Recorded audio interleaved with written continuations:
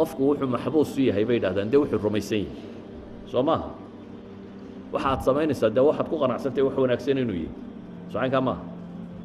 maradaad xidhanaysaa waa maraad ku rumaysan tahay inay mara xaraga tahay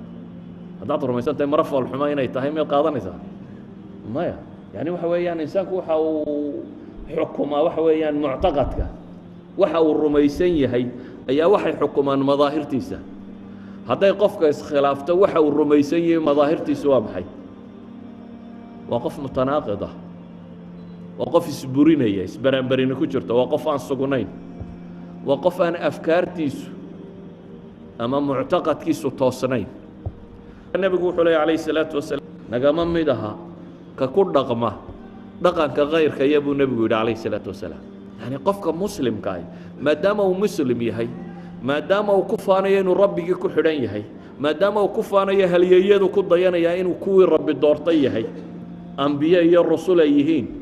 hadyigiisa iyo simaadkiisa iyo muuqaalkiisu dhaqankiisa iyo akhlaaqdiisu wax allaaliya noloshiisa waxa ka soo baxay oo dhami waa inay noqdaan kuwaasi suuradday lahaayeen kuwa leh